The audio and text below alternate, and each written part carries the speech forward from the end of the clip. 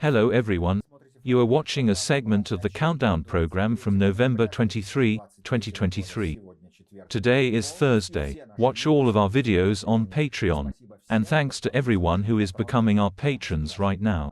I'll talk about the themes of the postscript a little later, but now about the most important thing. The day before, on Wednesday, November 22, a virtual G20 summit was held, in which Putin took part for the first time since the invasion of Ukraine. Those present could not get rid of the feeling that the Russian bin Laden was talking to them. Putin, as always, tried to use the G20 meeting online for propaganda purposes. As expected, he lied and distorted the facts. For the first time in several months, German Chancellor Scholz and French President Macron could once again enjoy his sophisticated lies online. Biden and Xi Jinping chose to abstain from participating in this event, which sent a serious signal to the entire political community. After all, such a démarche not only lowers the representative level of the entire event, but also gives a certain message to the world community. We do not recommend talking to the Kremlin outcast, nor do we recommend listening to him, and even more so, doing any business with him.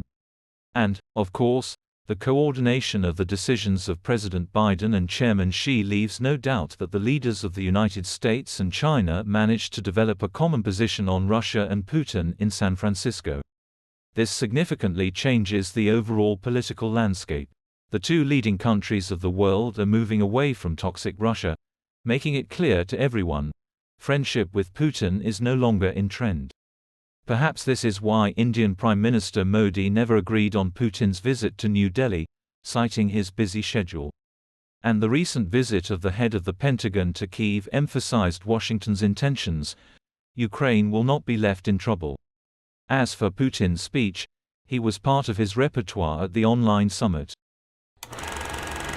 Become our patrons right now and look further in this program. Despite the panic that the Kremlin is whipping up about Europe's fatigue with Ukraine, partner countries continue to announce the transfer of several aid packages to Ukraine at once.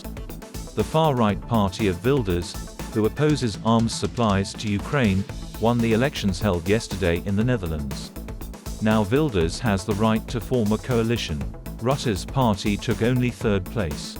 Czech President Petr Pavel at the meeting of the Visegrad 4 presidents called Russia the #1 threat in Europe. As part of a man-made migration crisis, Finland will close all border crossings on the border with Russia, except for the northernmost one. Norway also announced its readiness to close the only border checkpoint on the border with the unfriendly Russian Federation. British Foreign Secretary David Cameron arrived in the Middle East. He will meet with Israeli and Palestinian leaders to discuss a deal to free hostages and deliver humanitarian aid to the Gaza Strip. An agreement on a temporary ceasefire and the release of hostages could begin to take effect on Friday.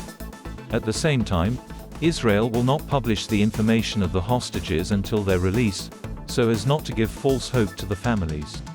Watch in the program, Postscript. Putin flew to Minsk for the summit of the CSTO organization. More precisely, what was left of it. Armenia has almost fallen away from it. Minsk itself did not greet the Kremlin rat with a gentle blizzard, as if hinting, it will be cold and gloomy.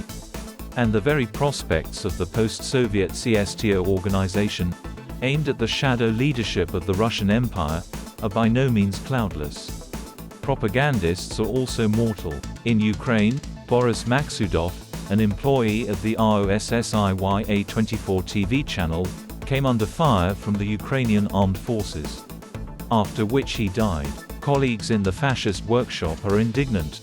What are we for? And that is all. View our full programs on the Patreon resource. And thanks to everyone who is becoming our patrons right now. Hugs to everyone. See you tomorrow on Friday Live. Glory to Ukraine.